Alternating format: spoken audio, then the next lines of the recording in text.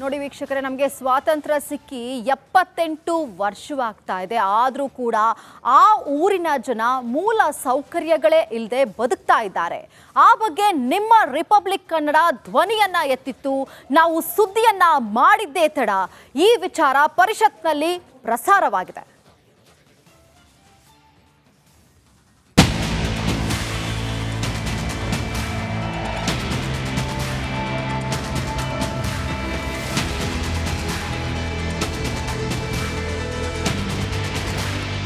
ಕಲ್ಲು ಮುಳ್ಳುಗಳಿಂದ ತುಂಬಿದ ರಸ್ತೆ. ಒಂದೂರಿಂದ ಮತ್ತೊಂದೂರಿಗೆ ಹೋಗಲು ರಸ್ತೆ ಮಾರ್ಗವೇ ಇಲ್ಲ. ಆಸ್ಪತ್ರೆ ಇಲ್ಲ, ಶಾಲೆಯಂತೂ ಇಲ್ವೇ ಇಲ್ಲ. ಬಸ್ಗಳು ಇಲ್ಲಿ ಓಡಾಡುವುದಿಲ್ಲ. ಮೂಲ ಸೌಕರ್ಯದಿಂದ ವಂಚಿತವಾಗಿರೋ ಈ ಗ್ರಾಮದ ಹೆಸರು ಆಮಂಗಾವ. ಬೆಳಗಾವಿಯ ಖಾನಾಪುರ ತಾಲೂಕಿನ ಕಾಡಂಚಿನಲ್ಲಿರೋ ಕುಗ್ರಾಮ.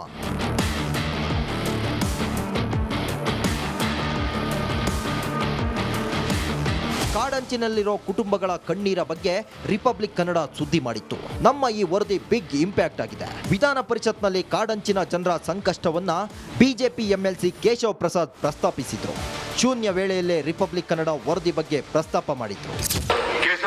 ರಿಪಬ್ಲಿಕ್ ಕನ್ನಡ ಸುದ್ದಿವಾಹಿನಿ ಖಾನಾಪುರ ತಾಲೂಕಿನಲ್ಲಿ ಕಣ್ಣೀರ ಖಾನಾಪುರ ಅಭಿಯಾನ ಎಂಬ ತಲೆಬರಹದ ಅಡಿಯಲ್ಲಿ ಪ್ರಸಾರವಾಗಿರುವ ವರದಿಯನ್ನು ಶೂನ್ಯ ವೇಳೆಯಲ್ಲಿ ಪ್ರಸ್ತಾಪಿಸುವ ಕುರಿತು ಬೆಳಗಾವಿ ಜಿಲ್ಲೆಯಲ್ಲಿರುವ ಖಾನಾಪುರ ತಾಲೂಕು ಬಹುತೇಕ ಪಶ್ಚಿಮ ಘಟ್ಟ ಪ್ರದೇಶದಲ್ಲಿದೆ.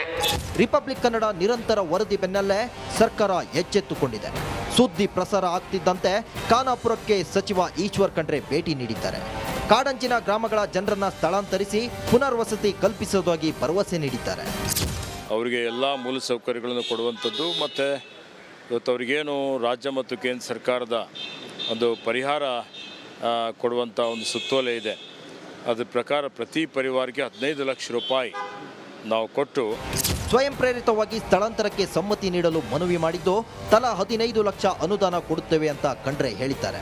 ಎಷ್ಟು ದಿನ ಯಾರ ಸಂಪರ್ಕವಿಲ್ಲದೆ ಕಾಡಂಚಿನಲ್ಲಿ ಪರದಾಡ್ತಿದ್ದ ಜನರಿಗೆ ನ್ಯಾಯ ಕೊಡಿಸುವ ಕೆಲಸವನ್ನ ನಿಮ್ಮ ರಿಪಬ್ಲಿಕ್ ಕನ್ನಡ ವಾಹಿನಿ ಮಾಡಿದೆ. ಇದು Republic Kannada big impact. Ranjith Shiriyar ಜೊತೆ ಮೈಲಾರಿ ಪಟಾತ್, ರಿಪಬ್ಲಿಕ್ ಕನ್ನಡ, ಬೆಳಗಾವಿ. ನೋಡಿ ವೀಕ್ಷಕರೇ, ನಮಗೆ ಸ್ವಾತಂತ್ರ್ಯ ಸಿಕ್ಕಿ 78 ವರ್ಷವಾಗ್ತಾ ಇದೆ. ಆದರೂ ಕೂಡ ಆ ಊರಿನ ಜನ ಮೂಲ ಸೌಕರ್ಯಗಳೇ ಇಲ್ಲದೆ ಬದುಕ್ತಾ ಇದ್ದಾರೆ. ಆ ಬಗ್ಗೆ ನಿಮ್ಮ ರಿಪಬ್ಲಿಕ್ ಕನ್ನಡ ಧ್ವನಿಯನ್ನ ಎತ್ತಿತ್ತು. ನಾವು ಸುದ್ದಿಯನ್ನ ಮಾಡಿದ್ದೇ ತಡ ಈ ವಿಚಾರ ಪರಿಷತ್ನಲ್ಲಿ ಪ್ರಸಾರವಾಗಿದೆ.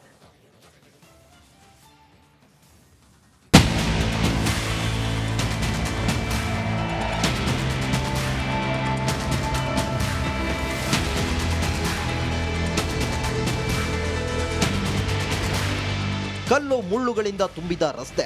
ಒಂದೂರಿಂದ ಮತ್ತೊಂದೂರಿಗೆ ಹೋಗಲು ರಸ್ತೆ ಮಾರ್ಗವೇ ಇಲ್ಲ. ಆಸ್ಪತ್ರೆ ಇಲ್ಲ, ಶಾಲೆಯಂತೂ ಇಲ್ವೇ ಇಲ್ಲ. ಬಸ್ಗಳು ಇಲ್ಲಿ ಓಡಾಡುವುದಿಲ್ಲ. ಮೂಲ ಸೌಕರ್ಯದಿಂದ ವಂಚಿತವಾಗಿರೋ ಈ ಗ್ರಾಮದ ಹೆಸರು ಆಮಂಗಾವ. ಬೆಳಗಾವಿಯ ಖಾನಾಪುರ ತಾಲೂಕಿನ ಕಾಡಂಚಿನಲ್ಲಿರೋ ಕುಗ್ರಾಮ.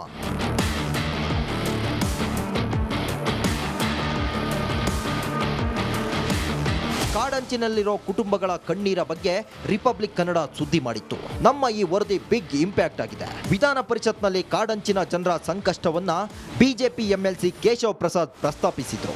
ಶೂನ್ಯ ವೇಳೆಯಲ್ಲೇ ರಿಪಬ್ಲಿಕ್ ಕನ್ನಡ ವರದಿ ಬಗ್ಗೆ ಪ್ರಸ್ತಾಪ ಮಾಡಿದ್ರು. ರಿಪಬ್ಲಿಕ್ ಕನ್ನಡ ಸುದ್ದಿವಾಹಿನಿ ಖಾನಾಪುರ ತಾಲೂಕಿನಲ್ಲಿ ಕಣ್ಣೀರ ಖಾನಾಪುರ ಅಭಿಯಾನ ಎಂಬ ತಲೆಬರಹದ ಅಡಿಯಲ್ಲಿ ಪ್ರಸಾರವಾಗಿರುವ ವರದಿಯನ್ನು ಶೂನ್ಯ ವೇಳೆಯಲ್ಲಿ ಪ್ರಸ್ತಾಪಿಸುವ ಕುರಿತು ಬೆಳಗಾವಿ ಜಿಲ್ಲೆಯಲ್ಲಿರುವ ಖಾನಾಪುರ ತಾಲೂಕು ಬಹುತೇಕ ಪಶ್ಚಿಮ ಘಟ್ಟ ಪ್ರದೇಶದಲ್ಲಿದೆ. ರಿಪಬ್ಲಿಕ್ ಕನ್ನಡ ನಿರಂತರ ವರದಿ ಬೆನ್ನಲ್ಲೇ ಸರ್ಕಾರ ಎಚ್ಚೆತ್ತುಕೊಂಡಿದೆ. ಸುದ್ದಿ ಪ್ರಸಾರ ಆಗ್ತಿದ್ದಂತೆ ಖಾನಾಪುರಕ್ಕೆ ಸಚಿವ ಈಶ್ವರ್ ಖಂಡ್ರೆ ಭೇಟಿ ನೀಡಿದ್ದಾರೆ.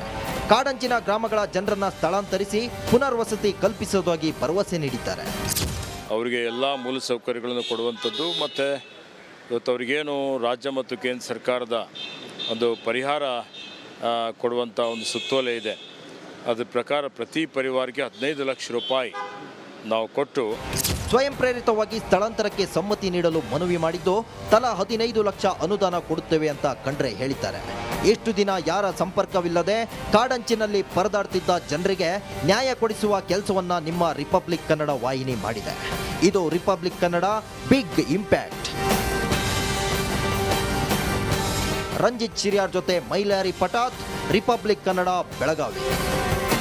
ನೋಡಿ ವೀಕ್ಷಕರೇ, ನಮಗೆ ಸ್ವಾತಂತ್ರ್ಯ ಸಿಕ್ಕಿ 78 ವರ್ಷವಾಗ್ತಾ ಇದೆ. ಆದರೂ ಕೂಡ ಆ ಊರಿನ ಜನ ಮೂಲ ಸೌಕರ್ಯಗಳೇ ಇಲ್ಲದೆ ಬದುಕ್ತಾ ಇದ್ದಾರೆ. ಆ ಬಗ್ಗೆ ನಿಮ್ಮ ರಿಪಬ್ಲಿಕ್ ಕನ್ನಡ ಧ್ವನಿಯನ್ನ ಎತ್ತಿತ್ತು. ನಾವು ಸುದ್ದಿಯನ್ನ ಮಾಡಿದ್ದೇ ತಡ ಈ ವಿಚಾರ ಪರಿಷತ್ನಲ್ಲಿ ಪ್ರಸಾರವಾಗಿದೆ.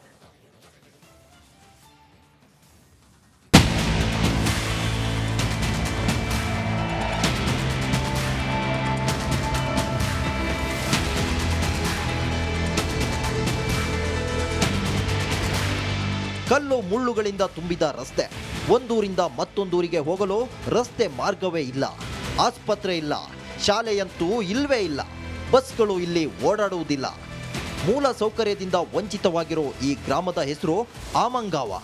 ಬೆಳಗಾವಿಯ ಖಾನಾಪುರ ತಾಲೂಕಿನ ಕಾಡಂಚಿನಲ್ಲಿರೋ ಕುಗ್ರಾಮ.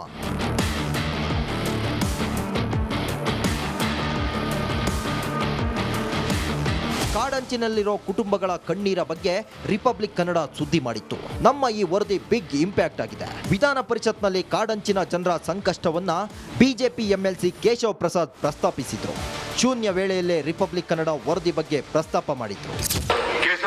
ರಿಪಬ್ಲಿಕ್ ಕನ್ನಡ ಸುದ್ದಿವಾಹಿನಿ ಖಾನಾಪುರ ತಾಲೂಕಿನಲ್ಲಿ ಕಣ್ಣೀರ ಖಾನಾಪುರ ಅಭಿಯಾನ ಎಂಬ ತಲೆಬರಹದ ಅಡಿಯಲ್ಲಿ ಪ್ರಸಾರವಾಗಿರುವ ವರದಿಯನ್ನು ಶೂನ್ಯ ವೇಳೆಯಲ್ಲಿ ಪ್ರಸ್ತಾಪಿಸುವ ಕುರಿತು ಬೆಳಗಾವಿ ಜಿಲ್ಲೆಯಲ್ಲಿರುವ ಖಾನಾಪುರ ತಾಲೂಕು ಬಹುತೇಕ ಪಶ್ಚಿಮ ಘಟ್ಟ ಪ್ರದೇಶದಲ್ಲಿದೆ.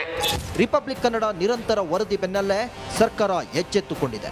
ಸುದ್ದಿ ಪ್ರಸಾರ ಆಗ್ತಿದ್ದಂತೆ ಖಾನಾಪುರಕ್ಕೆ ಸಚಿವ ಈಶ್ವರ್ ಖಂಡ್ರೆ ಭೇಟಿ ನೀಡಿದ್ದಾರೆ.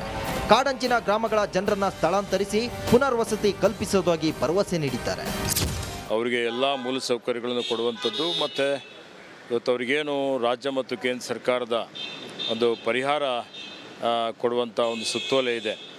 ಅದರ ಪ್ರಕಾರ ಪ್ರತಿ ಪರಿವಾರಕ್ಕೆ 15 ಲಕ್ಷ ರೂಪಾಯಿ ನಾವು ಕೊಟ್ಟು ಸ್ವಯಂ ಪ್ರೇರಿತವಾಗಿ ಸ್ಥಳಾಂತರಕ್ಕೆ ಸಮ್ಮತಿ ನೀಡಲು ಮನವಿ ಮಾಡಿದ್ದು ತಲಾ 15 ಲಕ್ಷ ಅನುದಾನ ಕೊಡುತ್ತೇವೆ ಅಂತ ಖಂಡ್ರೆ ಹೇಳಿದ್ದಾರೆ. ಎಷ್ಟು ದಿನ ಯಾರ ಸಂಪರ್ಕವಿಲ್ಲದೆ ಕಾಡಂಚಿನಲ್ಲಿ ಪರದಾಡ್ತಿದ್ದ ಜನರಿಗೆ ನ್ಯಾಯ ಕೊಡಿಸುವ ಕೆಲಸವನ್ನ ನಿಮ್ಮ ರಿಪಬ್ಲಿಕ್ ಕನ್ನಡ ವಾಹಿನಿ ಮಾಡಿದೆ. ಇದು Republic Kannada big impact. Ranjith Shiriyar ಜೊತೆ ಮೈಲಾರಿ ಪಟಾತ್, ರಿಪಬ್ಲಿಕ್ ಕನ್ನಡ, ಬೆಳಗಾವಿ. ನೋಡಿ ವೀಕ್ಷಕರೇ, ನಮಗೆ ಸ್ವಾತಂತ್ರ್ಯ ಸಿಕ್ಕಿ 78 ವರ್ಷವಾಗ್ತಾ ಇದೆ. ಆದರೂ ಕೂಡ ಆ ಊರಿನ ಜನ ಮೂಲ ಸೌಕರ್ಯಗಳೇ ಇಲ್ಲದೆ ಬದುಕ್ತಾ ಇದ್ದಾರೆ. ಆ ಬಗ್ಗೆ ನಿಮ್ಮ ರಿಪಬ್ಲಿಕ್ ಕನ್ನಡ ಧ್ವನಿಯನ್ನ ಎತ್ತಿತ್ತು. ನಾವು ಸುದ್ದಿಯನ್ನ ಮಾಡಿದ್ದೇ ತಡ ಈ ವಿಚಾರ ಪರಿಷತ್ನಲ್ಲಿ ಪ್ರಸಾರವಾಗಿದೆ.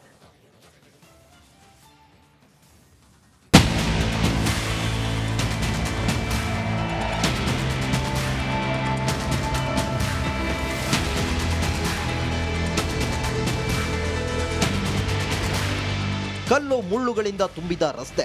ಒಂದೂರಿಂದ ಮತ್ತೊಂದೂರಿಗೆ ಹೋಗಲು ರಸ್ತೆ ಮಾರ್ಗವೇ ಇಲ್ಲ. ಆಸ್ಪತ್ರೆ ಇಲ್ಲ, ಶಾಲೆಯಂತೂ ಇಲ್ವೇ ಇಲ್ಲ. ಬಸ್ಗಳು ಇಲ್ಲಿ ಓಡಾಡುವುದಿಲ್ಲ. ಮೂಲ ಸೌಕರ್ಯದಿಂದ ವಂಚಿತವಾಗಿರೋ ಈ ಗ್ರಾಮದ ಹೆಸರು ಆಮಂಗಾವ.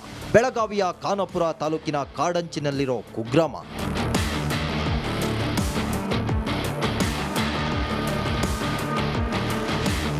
ಕಾಡಂಚಿನಲ್ಲಿರೋ ಕುಟುಂಬಗಳ ಕಣ್ಣೀರ ಬಗ್ಗೆ ರಿಪಬ್ಲಿಕ್ ಕನ್ನಡ ಸುದ್ದಿ ಮಾಡಿತ್ತು.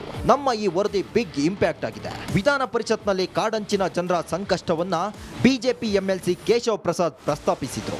ಶೂನ್ಯ ವೇಳೆಯಲ್ಲೇ ರಿಪಬ್ಲಿಕ್ ಕನ್ನಡ ವರದಿ ಬಗ್ಗೆ ಪ್ರಸ್ತಾಪ ಮಾಡಿದ್ರು. ರಿಪಬ್ಲಿಕ್ ಕನ್ನಡ ಸುದ್ದಿವಾಹಿನಿ ಖಾನಾಪುರ ತಾಲೂಕಿನಲ್ಲಿ ಕಣ್ಣೀರ ಖಾನಾಪುರ ಅಭಿಯಾನ ಎಂಬ ತಲೆಬರಹದ ಅಡಿಯಲ್ಲಿ ಪ್ರಸಾರವಾಗಿರುವ ವರದಿಯನ್ನು ಶೂನ್ಯ ವೇಳೆಯಲ್ಲಿ ಪ್ರಸ್ತಾಪಿಸುವ ಕುರಿತು